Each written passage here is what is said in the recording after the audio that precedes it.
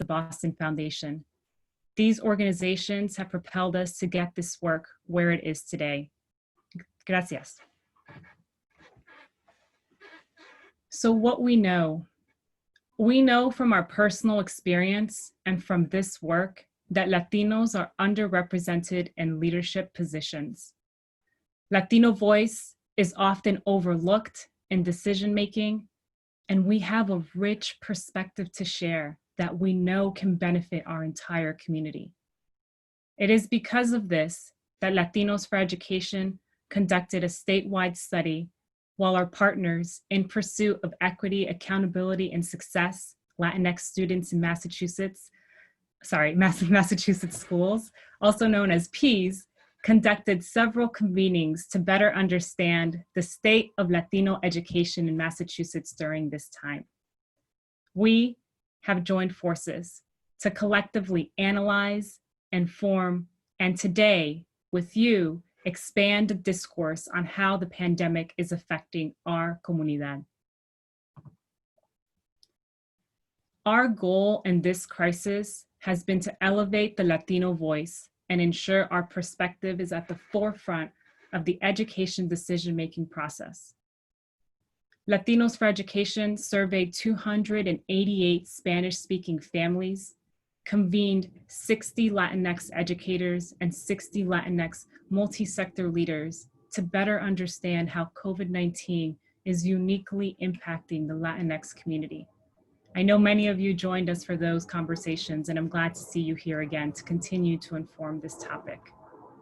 From these conversations and from our survey, the key themes were the need for mental health resources, access to basic needs, educational resources such as technology and internet, as well as kinesthetic learning materials, and an overarching theme in the need for long-term advocacy planning with Latino voice at the forefront. When we asked our parents and caregivers, how has COVID-19 impacted your children? 43% mentioned a decline in mental health. Parents talked about the sadness, anxiety, and irritability children were exhibiting. Many shared stories of their child being scared of getting sick and dying, fear of leaving the house, not wanting to engage with other family members in their multi-generational home because they did not want to be the reason that parents or grandparents became ill. Now we're all living through this. And so while it is not surprising that many children and families are experiencing this reality, it is shocking to see so many responses from the Latino community that admit this, especially in a community where mental health is not often discussed and typically brushed aside. As I read through the survey responses from parents and caregivers in Spanish, I kept hearing the voice of my mother. The response that sticks with me is of a parent sharing that their child cried every time that parent left the home to go to work. That child feared that that parent would get sick and that they would never see them again. We asked, how has COVID-19 impacted your children's education? 46% of families are concerned about learning loss, and 19% share that they have concerns on the quality of virtual education provided. Many cited not having access to teachers, the lack of multilingual resources, and many expressed concern at their own limited education and feelings of inadequacy to step in to teach and support their children. One thing is clear. Families are eager to help, and a desire to echar pa'lante is there, to find a way to make things work, but we can't leave them alone to navigate a completely new world without proper tools.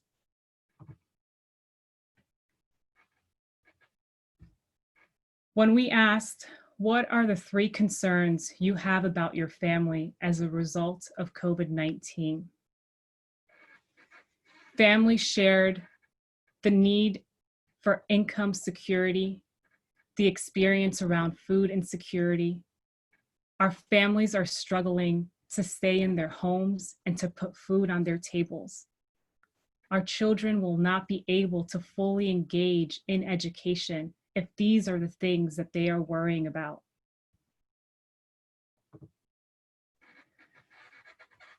In front of you, you will see some of our parents' own words. Our comunidad is desperate, afraid, and feeling isolated. On the front lines of this work are educators. When we convene Latinx educators, they too expressed concern for the challenges that families are facing in accessing basic needs. Here are some of their quotes. They talked about the challenges with language access and families not being able to gather or get information in Spanish about how to access additional resources. They talked about families moving from one place to another without knowing if this was going to be their permanent home.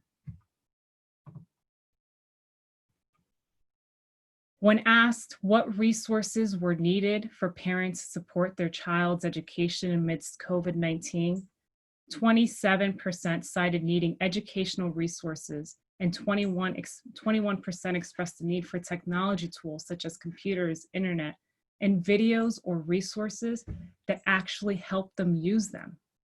Many talked about not having books at home or kinesthetic materials such as art supplies, Play-Doh, and often having a difficult time navigating websites to find tips or materials to use at home. Similarly, our Latinx educators expressed concern over the barriers experienced by students to access computers and internet, knowing that this is their primary form of communication between students and families. This is top of mind for our educators. Now, we know schools are slated to start in the next few weeks, and be it hybrid or remote, there will be a significant portion of distance learning, and we must ensure that every student has access to a computer and internet before day one, and the clock is ticking. Now, I know I've left you with a lot of different pieces, and there's more. I ask that you go to our site and download the full report to learn more, and that you commit to taking action with us to ensure that our children are given the opportunities they deserve to reach their potential. For the Spanish speaking participants, or for those of you who work with Spanish speaking students and families, please join us on Telemundo's Enfoque on Sunday, August 23rd, as we further discuss our findings. I will now pass it over to my partner, Celina Miranda, who will share the work that Peace has done to elevate the voices of our comunidad. Thank you. Gracias, Lorena. Buenos días a todos. Good morning. Thank you for having your cafecito with us this morning, and thank you, Lorena, to you and the rest of the Latinos for Education team. It's been amazing working with you on this event. My name again is Celina Miranda, and I'm the Executive Director of Heights Square Task Force and a steering committee member of In Pursuit of Equity, Accountability, and Success, Latinx Students in Massachusetts Schools. We are a statewide collaborative that unites multiple systems and sectors around community, policy, and practitioner-centered solutions to address educational inequities for Latinx students in Massachusetts. Over the past few months, we have taken the time to listen through a series of charlas across the Commonwealth to determine how COVID-19 has impacted the education of Latinx students. The goal was to shed light on the realities our youth, families, and educators are facing. We have been doing this by engaging in critical dialogue, generating knowledge, and working in collaboration with others who center equity-focused approaches to working with Latinx students and families. Through these charlas, we have heard from over 400 participants across the Commonwealth, including students. We have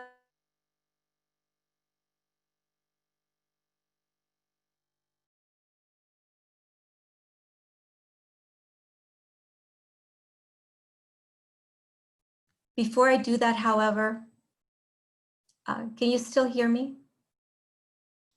We can.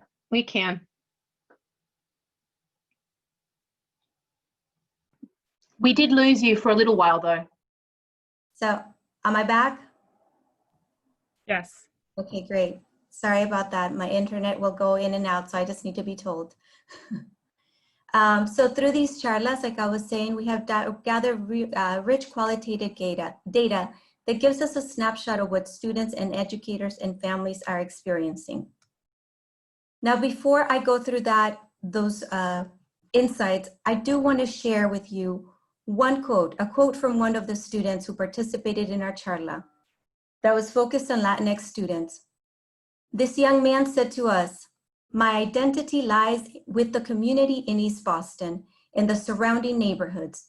In witnessing all the struggles that my community, my people are going through takes an emotional toll on me." Our community or collective orientation came through loud and clear in our charlas. As you see here, this young man is feeling not only his pain, that of his family, but also feeling the weight of what his community, our community, is facing. What we also see is what Tara Yoso calls the community cultural wealth, which looks at 6 forms of capital that can go unseen or unnoticed in traditional interpretations of cultural capital. Lorena, if we can go on to the next slide.